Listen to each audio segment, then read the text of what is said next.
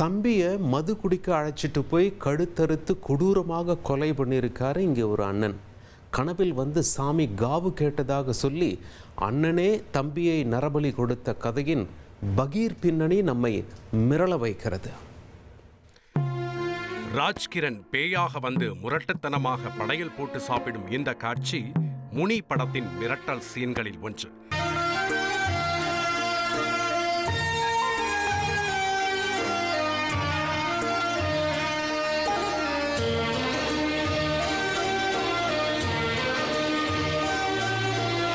இப்படித்தான் ரியலிலும் ஒரு இளைஞர் நள்ளிரவு 12 மணிக்கு தம்பியையே கரகரவென கழுத்தறுத்து கொன்று நரபலி கொடுத்துவிட்டு பழைய சோற்றை அசுரத்தனமாக சாப்பிட்டிருக்கிறார்.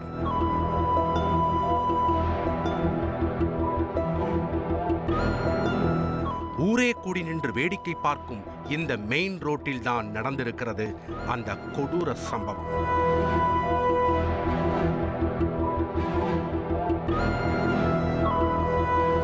கொல்லப்பட்டவர் சுபாஷ். செங்கல்பட்டு மாவட்டம் செய்யூர் அடுத்த அம்மனூர் கிராமத்தைச் சேர்ந்தவர். 27 வயதான இவர் மின்வாரியத்துறையில் ஒப்பந்த ஊழியராக பணியாற்றி வந்திருக்கிறார். சம்பவத்தன்று இரவு 11:30 மணியளவில் இருசக்கர வாகனத்தில் வெளியே சென்ற சுபாஷ் மீண்டும் வீடு திரும்பவில்லை. செல்போனும் சுவிட்ச் ஆஃப் ஆகி இருந்தது. மறுநாள் அதிகாலையில் மகனை காணவில்லையே என்று தேடிச் சென்ற தந்தைக்கு காத்திருந்தது பேரதிர்ச்சி. வீட்டிலிருந்து 100 மீட்டர் தொலைவில் சாலையோரத்தில் கழுத்தறுபட்டு இரத்த வெள்ளத்தில் சடலமாக கிடந்திருக்கிறார் சுபாஷ்.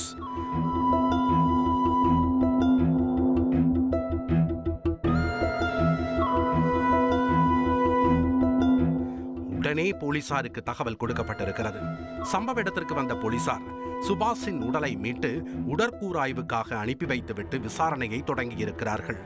அந்த பகுதியில் இருந்த சிசிடிவி காட்சிகளை ஆய்வு செய்ததில் சுபாஷுடன் கடைசியாக பயணித்த ஒரு இளைஞரை அடையாளம் கண்டுள்ளனர். அந்த வாலிபர் யார் என்று சுபாஷின் பெற்றோரிடம் விசாரித்த போது அது பங்காளி வீட்டு பையன் சுரேந்தர் என்று கூறியிருக்கிறார்கள். உடனே போலீசார் சுரேந்தரின் வீட்டிற்கு சென்றிருக்கிறார்கள். அங்கே அவர் எந்தவித சலனமுமின்றி ஆழ்ந்து உறங்கிக் கொண்டிருந்துள்ளார். சந்தேகத்தின் பேரில் போலீசார் சுரேந்தரை காவல் நிலையத்திற்கு அழைத்துச் சென்று விசாரித்துள்ளனர். அதில்தான் பல பகீர் பின்னணி வெளிவந்தது. ஆம், சுரேந்தரும் சுபாஷும் பங்காளி முறை அண்ணன் தம்பிகள். இதனால் இருவரும் சிறு வயதிலிருந்தே ஒன்றாக சுற்றி திரிந்துள்ளனர். மேலும் இருவரும் ஒன்றாக மின்வாரியத்துறையில் ஒப்பந்த ஊழியராக பணியாற்றி வந்துள்ளனர். தினமும் ஒரே வண்டியில் சென்று வருவது வழக்கம். இந்த நிலையில்தான் கடந்த 3 நாட்களாக சுரேந்தர் மன உளைச்சலில் சுற்றித் திரிந்ததாக தெரிகிறது. தனக்குத்தானே பேசிக்கொள்வது, சாப்பாட்டையே பார்க்காதது போல அசுரத்தனமாக சாப்பிடுவது, நள்ளிரவில் உறங்காமல் சாமி வந்ததைப் போல ஆட்டமாடுவது என விசித்திரமான சில செயல்களை செய்துள்ளார்.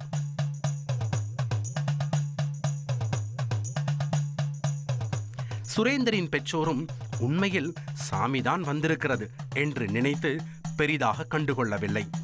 இந்த சமயத்தில்தான் சம்பவத்தன்று மன அழுத்தம் அதிகமாக இருப்பதாக கூறி நண்பர்களை மது அருந்த அழைத்திருக்கிறார் சுரேந்தர். ஆனால் யாரும் வரவில்லை. உடனே சுபாஷின் ஞாபகம் வந்திருக்கிறது.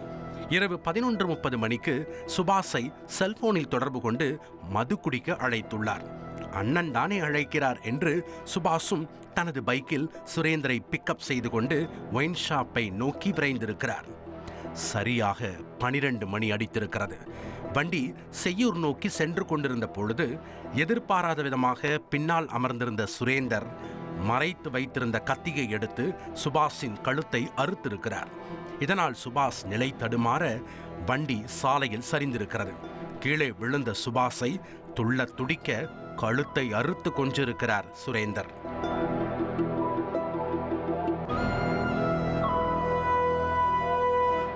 பீச்சி அடித்த சுபாஷின் ரத்தத்தை சுரேந்தர் ருசித்ததாகவும் சொல்லப்படுகிறது. அத்துடன் சுபாஷின் இரத்தக்கரை படிந்த சட்டையை கிழித்து எடுத்த சுரேந்தர் அருகில் உள்ள ஒரு பெரியாண்டவர் கோவிலில் வீசியிருக்கிறார். கழுத்தறுக்க பயன்படுத்திய கத்தியையும் அங்கேயே வீசிவிட்டு சாமி வந்தது போல கொடூரமாக ஆடியிருக்கிறார். பின் குளித்துவிட்டு வீட்டிற்கு சென்ற சுரேந்தர் நள்ளிரவு 1 மணியளவில் வீட்டிலிருந்த பழைய சோற்றை எடுத்து வந்து அசுரத்தனமாக சாப்பிட்டுள்ளார். சத்தம் கேட்டு எழுந்து வந்த தாயிடம், இத்துடன் நமது பிரச்சனை முடிந்துவிட்டது, இனிமேல் எல்லாம் நல்லதுதான் நடக்கும் என்று கூறிவிட்டு உறங்கச் சென்றது விசாரணையில் தெரிய வந்திருக்கிறது. இவற்றையெல்லாம் எதற்காக செய்தாய் என சுரேந்தரிடம் போலீசார் விசாரித்த போதுதான் பெரிய குண்டை தூக்கி போட்டிருக்கிறார். சுரேந்தரின் கனவில் பெரியாண்டவர் சாமி வந்து நரபலி கேட்டதாகவும், அதனால் தம்பி என்றும் பாராமல் சுபாஷை அழைத்துச் சென்று கழுத்தறுத்து பெரியாண்டவருக்கு காவு கொடுத்ததாகவும் கூறி பகீர் கிளப்பியிருக்கிறார். எத்தனை முறை கேட்ட போதும் சுரேந்தரின் பதில் இதுவாகத்தான் இருந்திருக்கிறது. ஆனால் இந்த கொலைக்கு காரணம் வேறு என சுபாஷின் உறவினர்கள் மறுப்பு தெரிவிக்கின்றனர். போலீசாரின் தீவிர விசாரணையில் இருவருக்குள்ளும் வேறு எந்த பிரச்சனையும் இல்லை என்று தெரிகிறது. இதனால் விசாரணை முடிவில் இந்த சம்பவம் தொடர்பாக கொலை வழக்கு பதிவு செய்த போலீசார் சுரேந்தரை கைது செய்து நீதிமன்றத்தில் ஆஜர்படுத்தி சிறையில் அடைத்தனர். கனவில் வந்து காவு கேட்ட சாமிக்காக தம்பியையே நரபலி கொடுத்த அண்ணனின் விசித்திர செயல் அப்பகுதியை குலை நடுங்க வைத்திருக்கிறது.